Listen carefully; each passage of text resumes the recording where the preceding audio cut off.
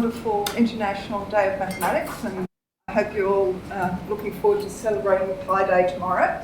But in anticipation of that, we have a couple of wonderful talks for you, but also followed by a mixer which is directly below us, so that after we've had our presentations, we also have a chance to mingle and speak with the speakers and everyone else in the room. So, welcome. My name's Adele Coster. I'm the head of school here at UNSW Maths and Stats, and it's a great pleasure to welcome you here. And really, I'm here to introduce the two wonderful speakers we have this evening. We have Christian Bagshaw and Catherine Greenhill to give us some perspectives on the pursuit of pure mathematics. Now, just a little bit about our speakers. They're well qualified to talk on this topic. Christian Bagshaw is an excellent pure mathematician in the area of number theory. He's currently pursuing a PhD in pure mathematics here at UNSW after completing a first-class honours degree in Calgary.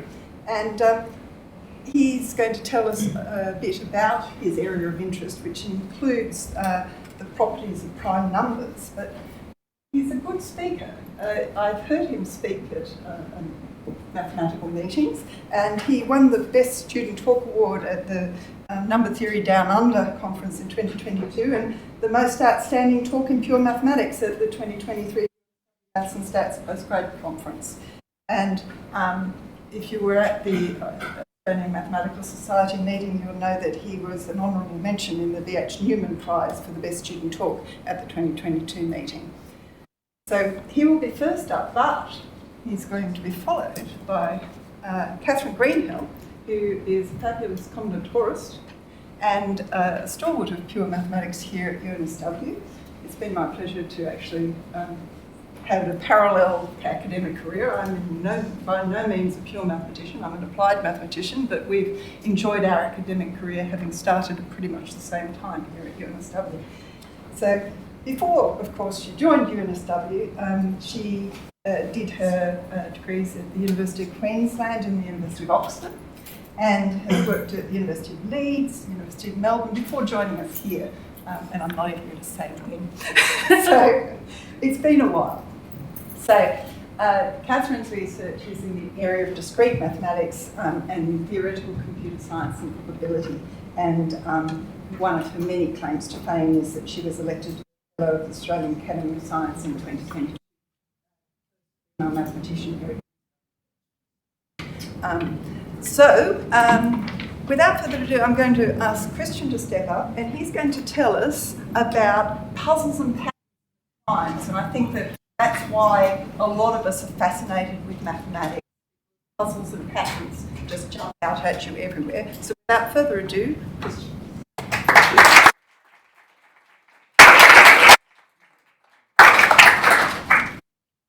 Okay, yeah, thank you everybody for coming. Thank you to Adele and thank you to Susanna and Sean for organizing. I think it's really fun that we can come and talk about some cool maths, and I really appreciate everyone coming today. So my name is Christian. I'm a PhD student here at UNSW studying pure mathematics. As you might be able to tell from my accent, I'm from Canada, but I've sort of been back and forth from Canada to Australia my whole life. So I'm a dual citizen. I did my undergraduate degree in Canada, and then I was really excited that I could come here back to Australia to do my PhD. So I just want to talk for maybe a minute or two about how I got to studying pure mathematics. So I've always really loved maths, and I think I knew from an early age that I wanted to study maths, and as soon as I knew that being a mathematician was a real job, I think that's what I wanted to do. But there's a couple people that really played an important role in getting me here. So I just want to take a minute to mention a few of those people. So the first one is a man named Richard Guy. So Richard Guy was a professor at the University of Calgary. He unfortunately passed away in 2020, but I had the wonderful chance to meet him when I was in high school. So when I was in year 11, I was feeling like I was ready for some maths beyond what my high school could offer. So I just sent an email to whatever I found online, to the University of Calgary Math Department and just asked, is there anybody there in Pure Mathematics who would talk to me? And I got an email back from Richard Guy, who was a professor emeritus at that time, who was 96 years old at the time. And he said, why don't you come to my office one day after school and we can chat. So that Friday, my dad picked me up from high school after school and drove me to the university. And I have very vivid memories of walking into the math building and into this office here, and then sitting down at that desk next to him. And we chatted for about an hour. And he showed me some cool things about number theory. And then I began going back every Friday, pretty much until I was done high school. And so it was in those discussions with him that I decided I wanted to be a pure mathematician and I wanted to study number theory. And so I owe a lot to Richard Guy for taking time out of his week, every week, to chat with me. Then when I got to university, so I decided I wanted to study at the same university as Richard Guy. So these two mathematicians here, Renata Scheibler and Michael Jacobson, were kind enough to take me on as a number theory research student every summer of my undergrad. So every summer, every year after the last school term finished, I would go and work with them for a few months. And that's really solidified that, yes, number theory is the right thing to do for me. Then in my last year, when I was talking to them about where should I do my PhD, they said, well, there's this really well-known number theorist down in Australia named Igor Sparlinski, who's here at UNSW Sydney. So I sent him an email and asked if I could come study with him. And so he's been my supervisor along with his former student, Bryce. And so I again owe a lot to them for teaching me a lot over these last few years.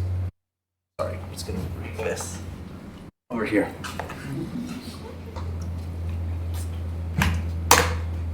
Okay. So I've mentioned this a few times, the word number theory, but I should probably talk about what that is. So this is a quote from Gauss, the mathematician from the 1800s. So what is number theory? Well, really, number theory is the study of numbers, right? So the kind of first objects in math that we see when we're in primary school. This could be counting numbers, but even more complex numbers like the real numbers or some subsets of the complex numbers fall under the study of number theory. And in particular, an area that's kind of really got number theory going is studying prime numbers. So what I want to do today is just talk to you about a few questions regarding prime numbers, and really the core of my specific area of number theory, the problems that really got that going. Okay, so I just want to make sure we're all on the same page with what a prime number is, right? So if we remember back to primary school, a prime number is just any number that is only divisible by 1 in itself, right? So 5 is prime because you can't factor it anymore than just 5 times 1. But 6 is 2 times 3, so 6 isn't. Okay, so if we want to start talking about properties of prime numbers, there's probably a really important place to start, which is how many prime numbers are there? Because let's say there were only 100 prime numbers, well then any question about their properties could be studied if we could just get them all together. If you get the 100 primes together, well then any question about them can be answered by just looking at that list. So we firstly want to ask, how many prime numbers are there? So this was considered by the ancient Greeks, and Euclid proved that there are infinitely many prime numbers, and this was 2,300 years ago, something like that. So we don't have the exact manuscript. I don't think we have the exact manuscript of his proof from 2,000 years ago. But this is sort of like a copy of a copy of a copy. So as it's been handed down, this is what his proof would have looked like at the time. Okay, so now we know that there's an infinite number of primes. So we can start asking questions about their properties. One thing we might want to ask is, well, how are those infinite primes distributed, right? So along the number line, they're popping up. Where do they pop up? Do they pop up in little bunches? Are they evenly distributed? That's maybe the next question we want to ask. So one way to frame that would be, well, how many primes are there up to some bound? If I cut off a chunk of the number line, how many primes do I expect to find in there? So to help us with this function here, so pi doesn't mean 3.14, it just means some function, and that's the notation that we use in number theory. So pi of x is the number of primes smaller than x, so it's just a function, so it just counts. right? So pi of 5 is 2 because 2 and 3 are less than 5. Pi of 50 is 15 because if you go and count the number of primes less than 50, you'll find there's 15. Okay, so we want to kind of study pi of x, what it looks like as a function.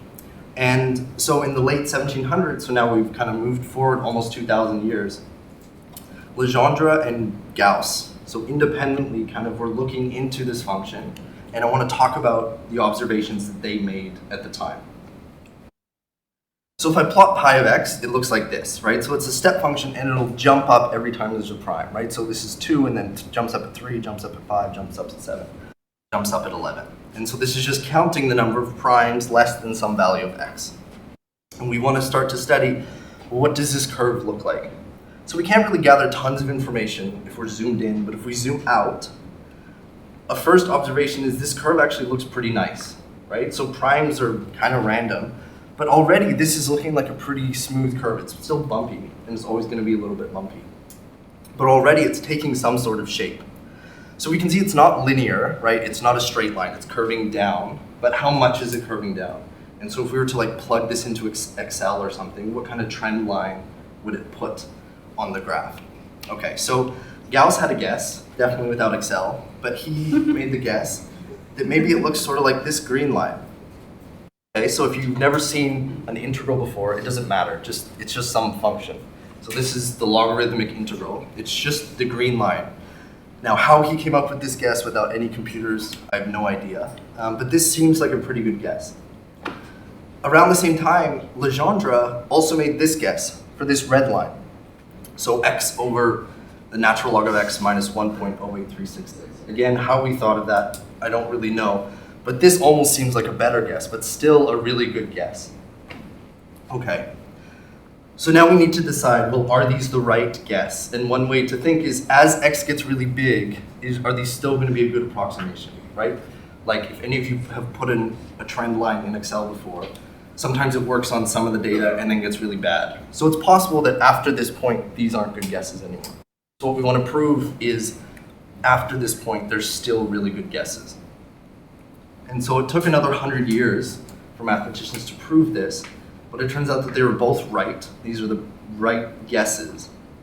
And so this was proved independently in the same year. So working separately, Hadamard and Poussin proved that, so informally, when x is really big, if you take the number of primes less than x and divide by either Gauss's or Legendre's approximation, you get about 1. Properly put, you can use this limit notation. So if you're familiar with limits, then that works there. That this is, pi of x, the number of primes less than x, and then in the denominator are the guesses. But really, so this solves the problem in one sense, right? So in a sense, these are really the right guesses as you shoot off to infinity. And I think this is quite beautiful that such simple functions seem to approximate the primes. And somehow e in the natural logarithm is showing up in the primes.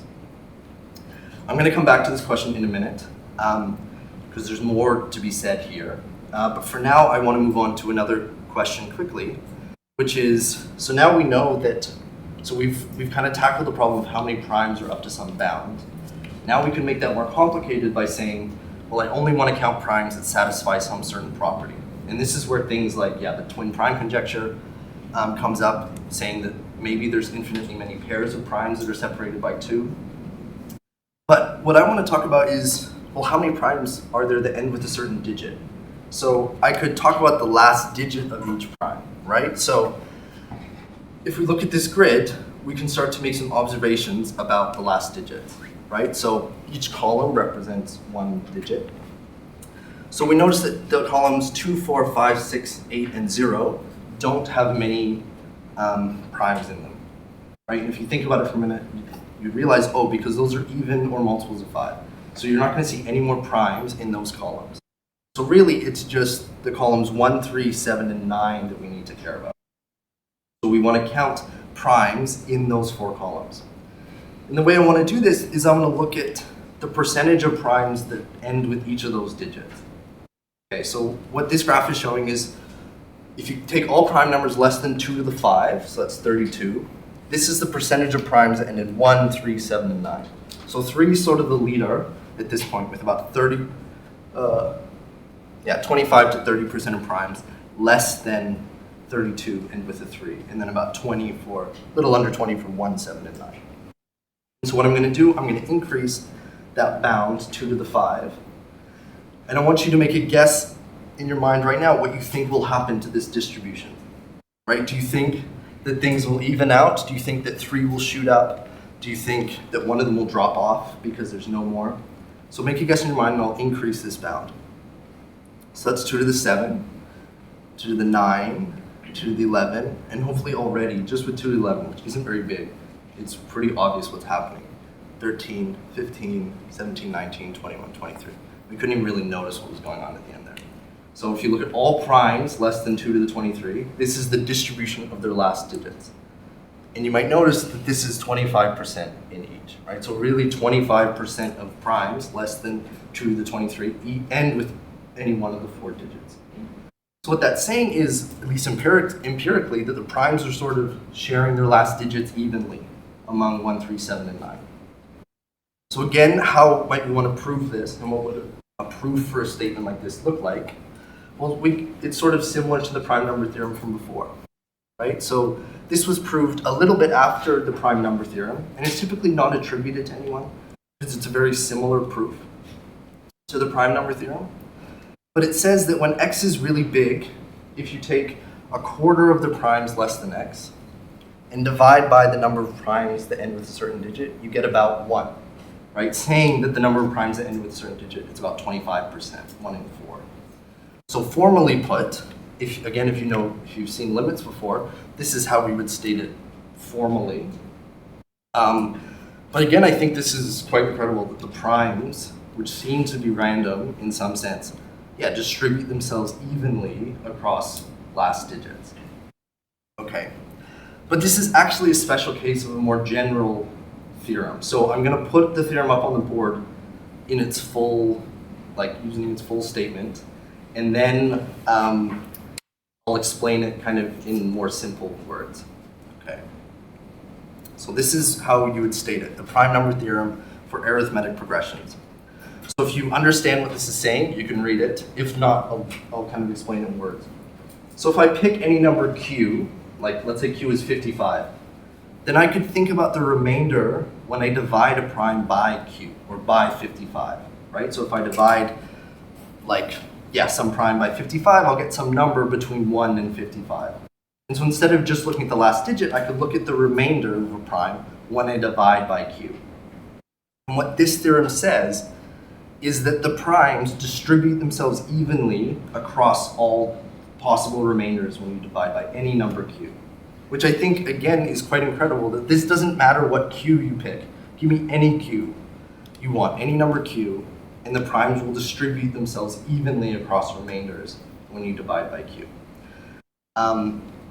If you're kind of familiar with limits and convergence and stuff, you can ask more detailed questions about, is there some sort of uniformity as I vary q? And so those types of questions are very much at the kind of forefront of what number theorists are working on, is sort of how does this limit actually converge? But if that doesn't make sense to you, it doesn't matter. I'll maybe just take 30 seconds now to explain what I've done after mentioning the last slide.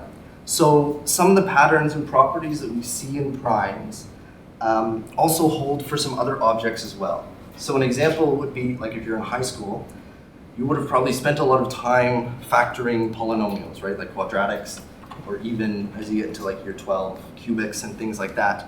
So you could think, well, maybe instead of studying prime numbers, I'll study polynomials that you can't factor, because it's sort of like a prime for a polynomial. So what my research has been doing is taking the last result, the prime number theorem for arithmetic progressions, and looking at what that looks like in different settings. And it turns out you can actually do better in some settings. You can get stronger results. But I don't want to spend too much time on that because I want to get to a big problem, which is the Riemann hypothesis. And so I want to end off with this because this is kind of at the forefront of number theory. Okay, so I'm betting a lot of you have heard the words, the Riemann hypothesis before, but maybe don't know what the connection is to number theory. And I don't think I knew that for a while. So I'm hoping that I can sort of explain that today. So what is the Riemann hypothesis? So the Riemann hypothesis is a conjecture made by the German mathematician Riemann in 1859. It was regarding a certain function zeta of s. So if you've done some complex analysis, this is the definition of zeta of s. If this doesn't make sense to you, it doesn't matter. It's just some function with that squiggly zeta. And what you do is you can plug in values of s to it. And what the conjecture is about is what values of s can I plug into that function and get 0? So that's what the question is. The statement from Riemann's paper, his last paper before he died, which I've changed the wording just slightly to suit modern notation. But what he said was, it's very probable that all the roots of this function are in a certain location. And then the conjecture, or the kind of line that sparked all this, of course one would wish for rigorous proof here. I have for the time being, after some fleeting vain attempts, provisionally put aside the search for this. So those were Riemann's words in 1859.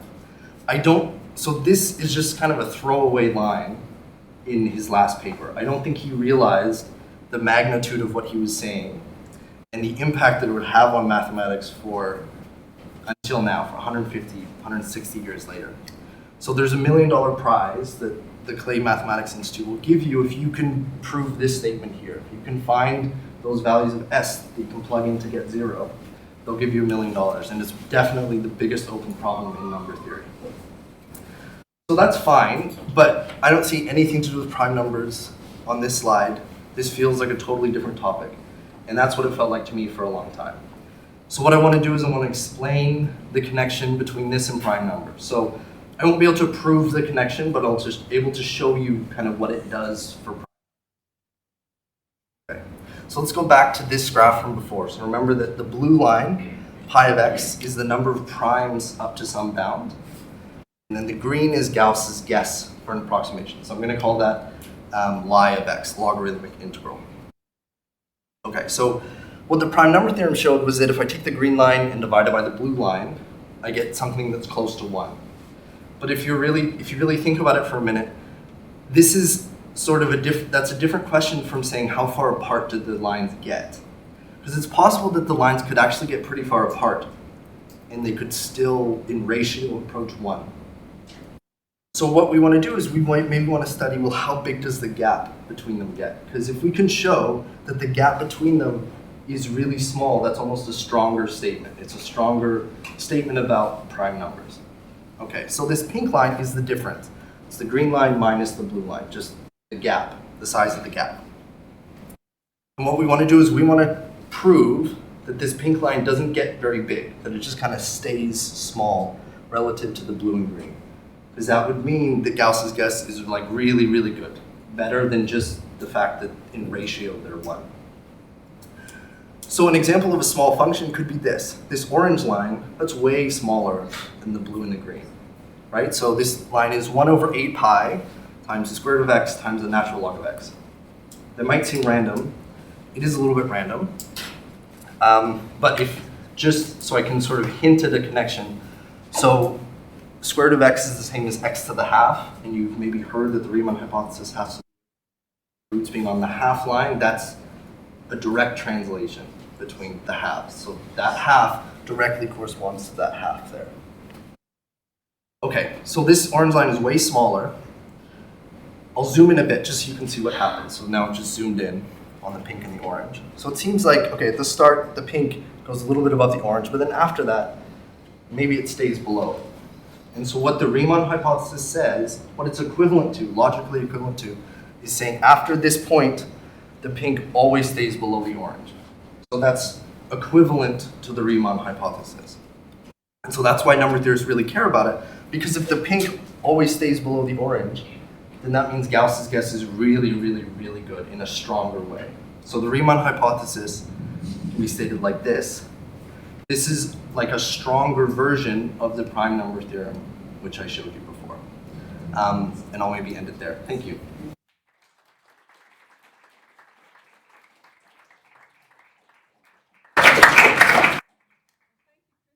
We've got time for maybe one quick question if anyone has a quick question. Otherwise, might actually. Oh, no, okay. Yes, thank you for the talk. So you said that with the prime number theorem for like certain digits, you said that in polynomials you can prove a stronger result. What does it mean to have a stronger result? Yeah, that's a good question. So for polynomials, so I can kind of explain more of what this means after, but people have proved the Riemann hypothesis in other settings.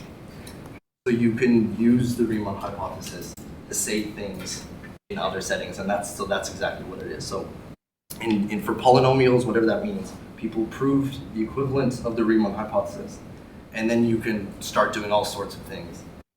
But that's a really good question, yeah. Any other real quick ones? Okay, well, let's thank Christian again.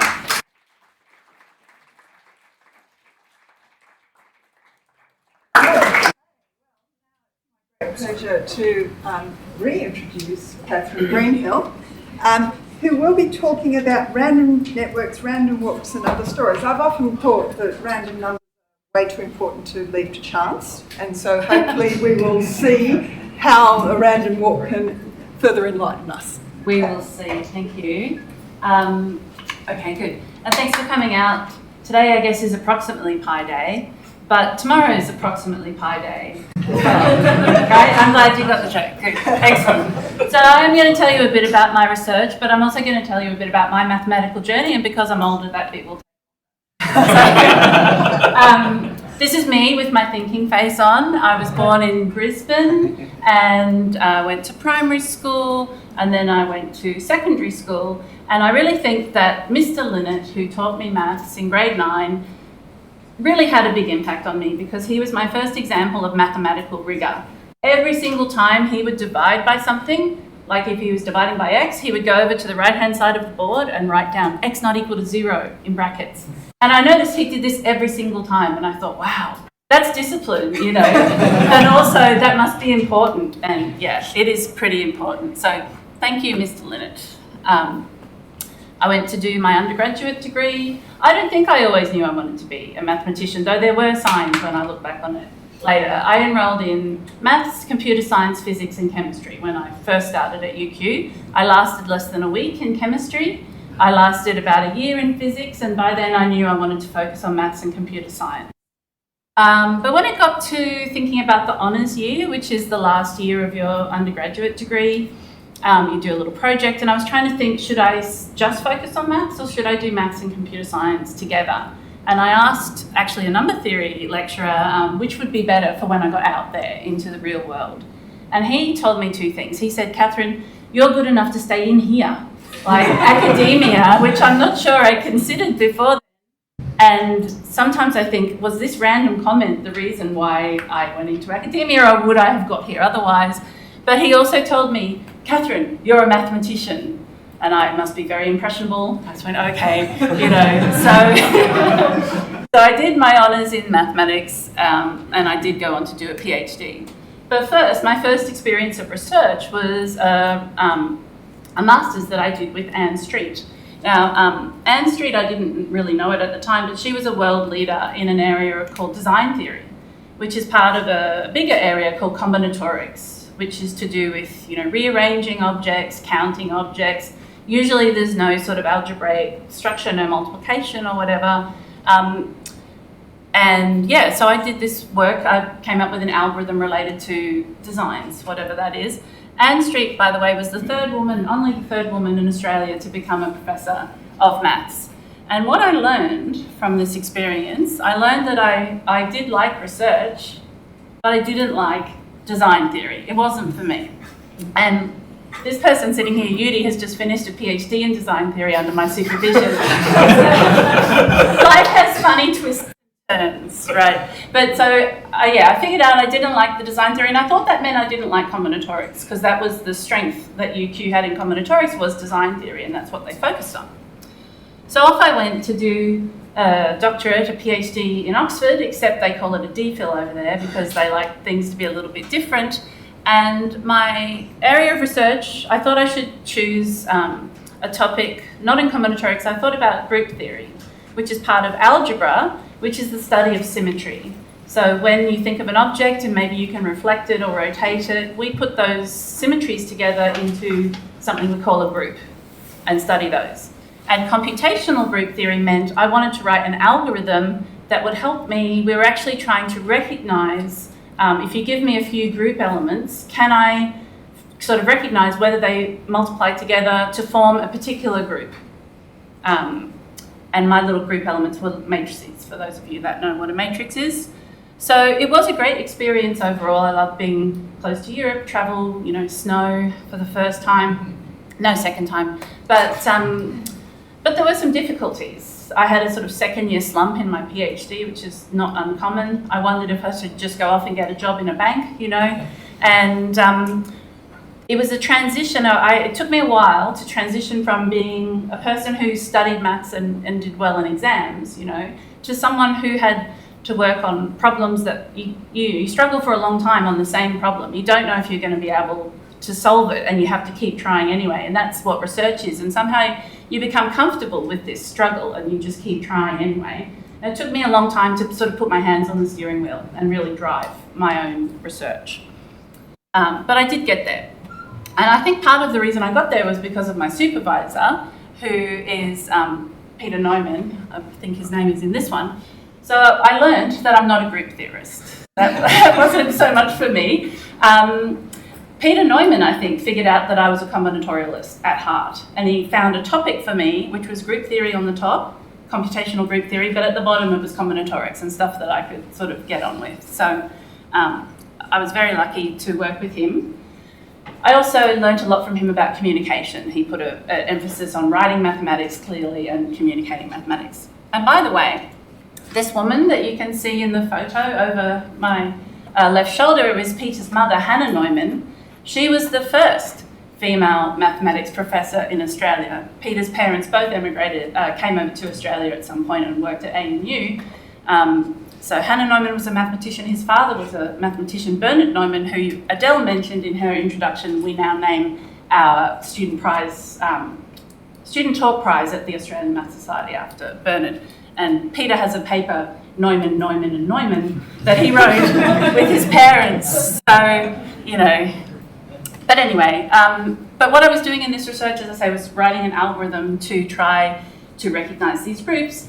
The very last step in our plan didn't work. We did not solve the problem that we were trying to solve, and that's okay. You just write up what you did and say, well, the last bit didn't work, but these other steps did. So I thought, no one is ever going to need this research ever. It's not going to be useful to anyone. It will get me a PhD or a DPhil, which is great, but actually something really nice has happened over the last couple of years, that my research has become useful to somebody, my PhD research, which I never expected would happen. So I've been contacted I've seen some citations from people working with quantum polynomials. I don't know what that is. And recently, some engineers emailed me because apparently one of my algorithms is useful in relativistic electrodynamics. I really don't know what that is, right? But I think it's just delightful. I never expected this would happen. And it reminds me of when you ask a pure mathematician sort of justify why should the government give us money when we're just solving problems that nobody cares about. We usually say, we might bring up number theory actually and prime numbers. And there was a mathematician called Hardy who kind of boasted about the uselessness of prime numbers. And now, hundreds of years, I don't know actually how many years later, but quite a few years later, prime numbers are keeping all of our transactions safe on the internet, or they are, until they crack quantum computing at larger scales. So, the argument is you never know when this research might turn out to be useful in 100 years' time. And this is a very small example of research showing up to be useful a little bit later, which was nice. Okay, but after all that, what I figured out is I am a combinatorialist and I like working with graphs, which we're going to see a picture of very soon. Looking at algorithms, looking at randomness, random graphs, and also asymptotics, which is what happens when things get really, really big, which is exactly what Christian was talking about before. How do these functions behave as x gets really big? That's asymptotics. And the first couple of people I worked with, I had a postdoc in Leeds with Martin Dyer, postdoc in Melbourne with Nick Wormold, and I started working with Brendan McKay, and I still work with these people today, and also a bunch of other people. So you might say, this has been a pretty random journey from design theory and combinatorics to group theory. It's a bit like watching tennis, then back to graph theory and combinatorics. That's true. That's, I think, the actual truth of it. Or, if you want to try to tell a coherent story, I could have come in here and said, well, I was always interested in algorithms, and I've applied this interest in algorithms to various discrete objects. You know, you can tell a tidied up version of this sort of messy story. And they're both in a way true. And it reminds me of when you're reading other people's mathematics. If you're reading a beautiful proof of something, all you see is, we want to prove this, here's our lovely logical steps, oh look, we've proved it.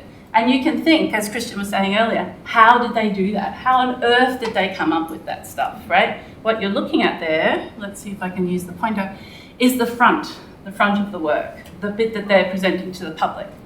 But what you don't see usually, sometimes people tell you about it in talks, but we never write it down in our papers, is all the stuff that didn't work, all the wrong turns, you know, the times they thought that they proved it and it fell apart, or they thought about giving up on this problem completely and putting it in the bin or something. So you often don't get all the wrong turns, the struggles. You just see the end result. And I think the same is true of a mathematical career as well. It depends how we're presenting it. And I took this picture from the internet. Okay, so I think it's probably about time I told you about some research stuff. So this is a network. I also took this picture from the internet. And I think it's true to say that we live in a highly networked world. Networks are everywhere. So I was wondering if anyone wants to tell me about some networks that they're aware of that affect their lives. Any high school students have any ideas? Yes. Train network? Train network, exactly. Anyone else? Maybe one more? Yep. I mean, maybe the internet? Yeah, the internet itself is a network, yes. Maybe one more after that. No? I think during the last few years we've all learned way too much about contact tracing networks, so networks of people and their interactions between each other. So networks are kind of very useful. They just emerge naturally in the way we sort of live these days. And real-world networks can be absolutely huge. So, you know, you're talking about lots and lots of data. So what I tend to look at, I think of them mathematically, and for no real reason, mathematicians tend to use the word graph, and real-world people like the word networks. And I'm going to stick with graphs. It helps me to think of the graph as the abstract thing, and the network is the real-world thing that's out there. We have graphs, and we also have a generalization called hypergraphs, but what they're both doing is modeling or describing the relationships that exist between objects in some sort of system, a sort of discrete system where things aren't very joined up. The objects are the dots, which could represent computers or train stations or people, and then the lines, or in a hypergraph, the oval, are representing relationships. So, for example, if some people have worked together on a project, you might put them into an edge. You represent that by an edge. And the only difference between these two is, in a graph, all the edges have exactly two distinct vertices in them. So you're only modelling relationships which are between two of the objects, right? And an edge is either present or not present. I don't want any multiple edges. Whereas in a hypergraph, the edges can have a bigger size. So this one only has edges of size 2 or 3, but you could have edges of size 10, whatever, you know? And actually, a lot of my research lately is about hypergraphs. They can be a bit more descriptive.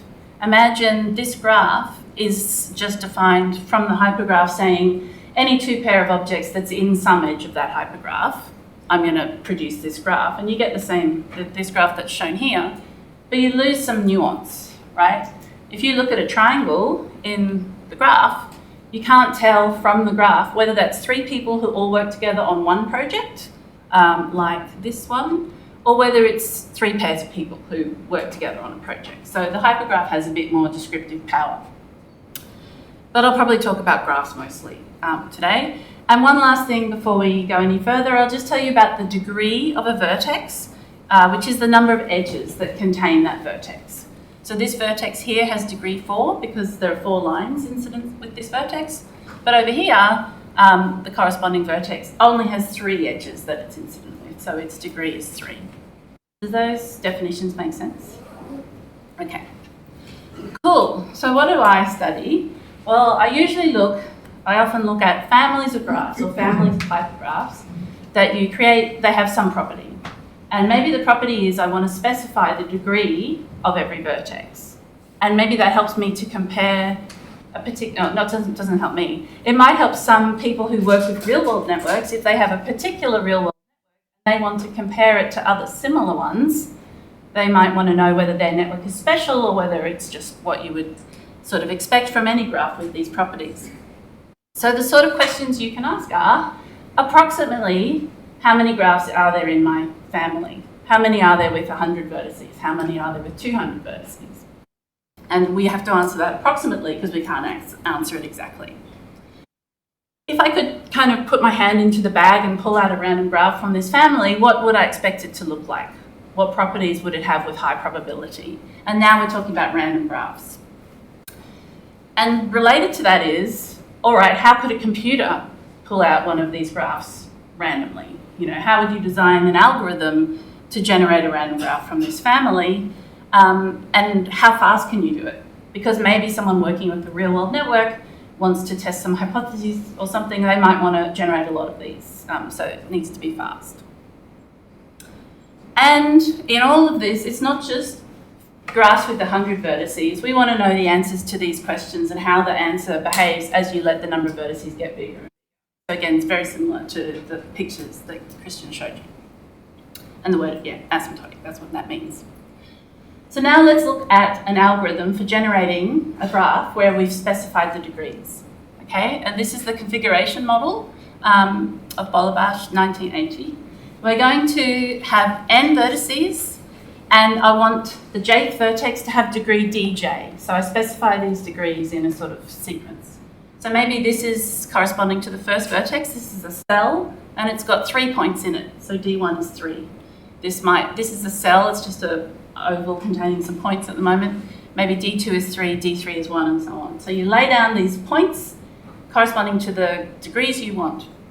And a little challenge for you, if you don't already know this, when you add up the degrees of a graph, the number should be even.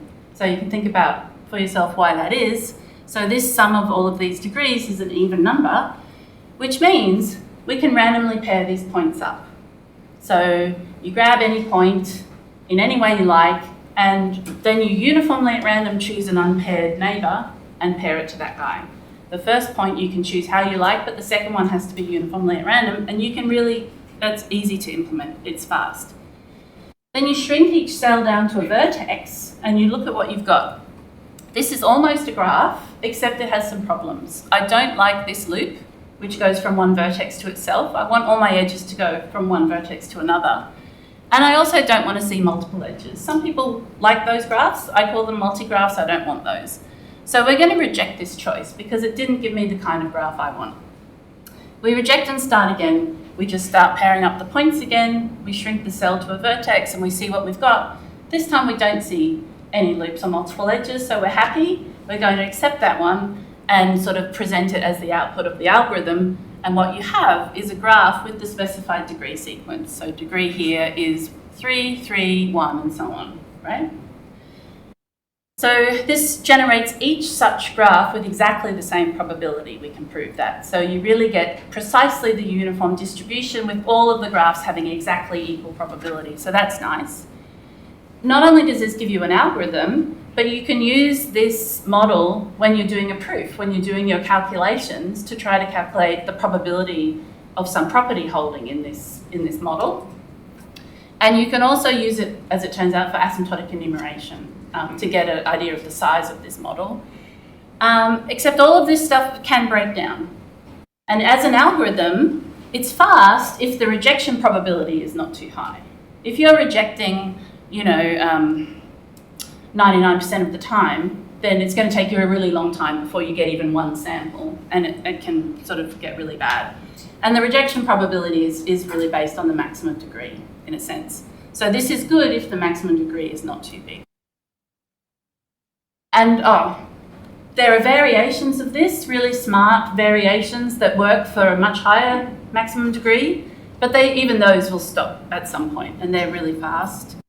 So sometimes for some degrees, you really don't have anything else you can do except a random walk approach. This is also called a Markov chain, if anyone's heard of that. So this is a random walk that will sample a graph with given degrees. And in this sort of potato that I've drawn here, every vertex has degree 4. So it's a very simple set of degrees that we're looking for. And it's a very simple change that we're going to do to this graph. It's actually the simplest one you could do to mess up the graph without changing the degree sequence. We're just going to choose 2 edges randomly from the graph, but we do want to make sure they're not touching, so we get 4 vertices as the end vertices of these 2 edges. Then we're going to just sort of take them out and replace them with 2 new edges, or maybe we even put the same old ones back, that happens sometimes, without changing the degree sequence. And that means the 2 new edges that you put in are also on the same 4 vertices, right? And what you've done is you've randomized that little patch of the graph. And you do it again somewhere else, you choose 2 more edges, you randomize them, and eventually, once you've done this enough times, you'll be really close to a uniformly random distribution over all the graphs. You might not ever get exactly uniformly random, but you'll get very close. But it might take a really long time because you have to forget everything about the starting graph. You have to mess everything up. So yeah, eventually we randomize the graph, and you can think of it as a random walk on the set of all of the graphs in the family. And we want to analyze that random walk and see if it's performing well.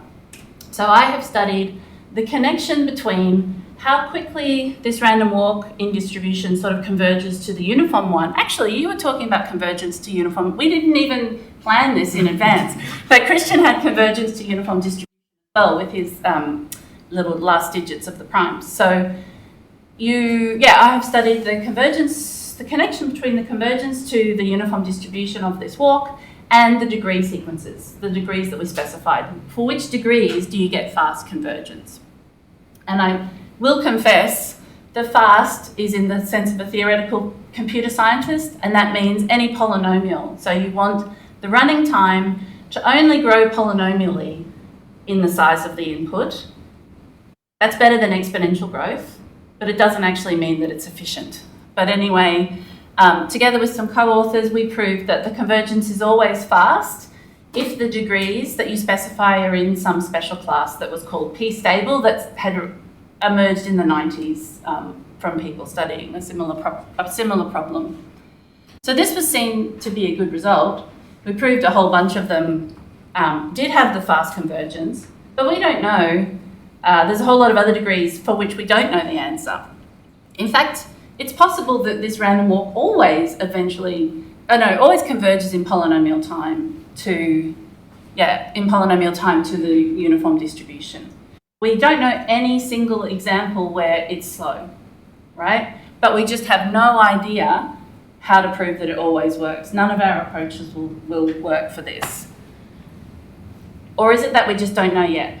So we have to become comfortable with not knowing whether this is true or not and still try and keep working towards proving that it's true. And the very last thing I wanted to say, I had a slide with 3 guys with beards, mathematicians, and we've seen some other ones, but there's all sorts of different mathematicians, and I wanted to mention a conference that I'm organising for celebrating the work of women, trans and gender diverse mathematicians and statisticians, which is coming up at the Sydney Mathematical Research Institute later this year. And that's it. Thank you.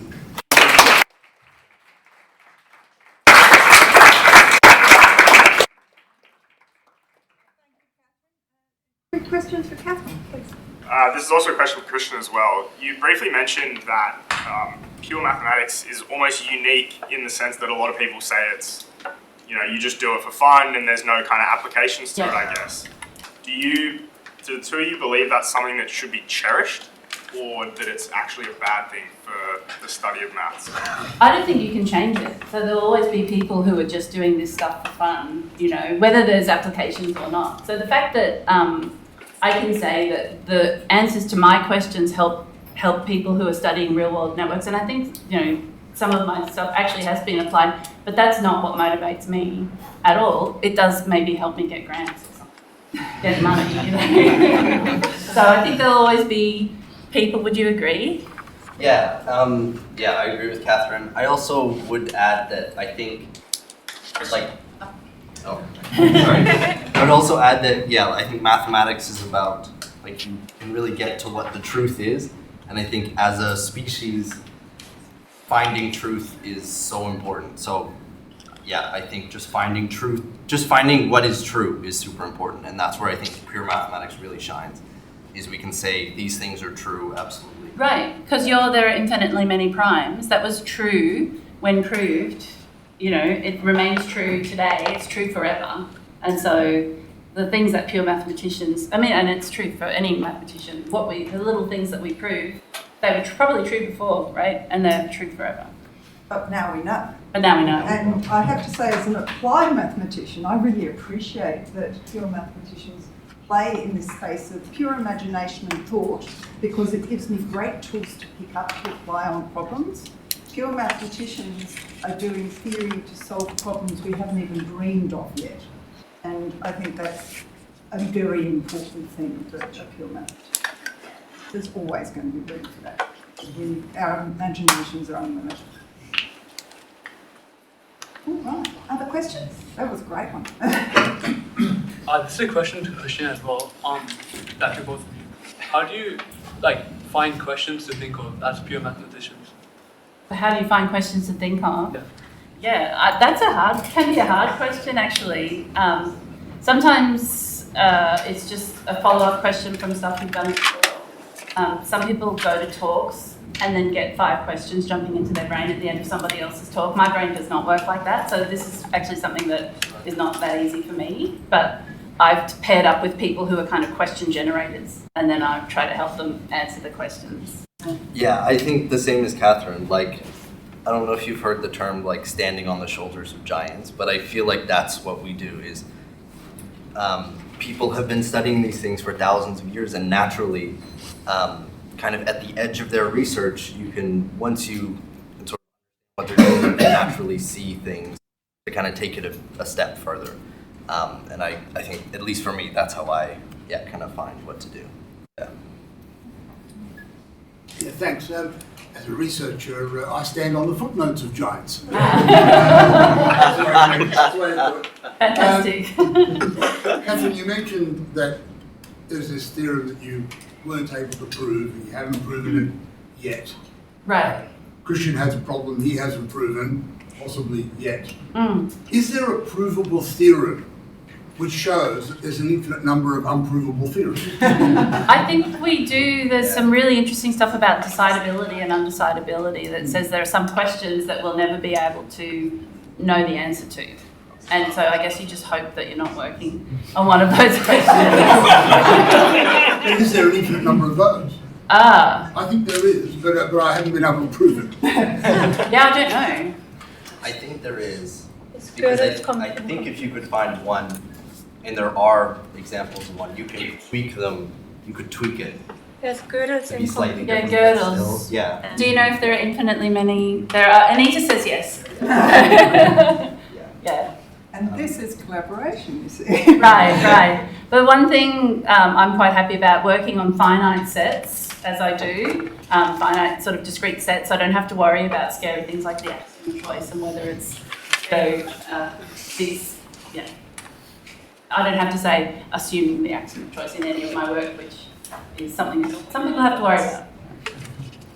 Okay, any other quick questions? No, well, if not, let's join in thanking both our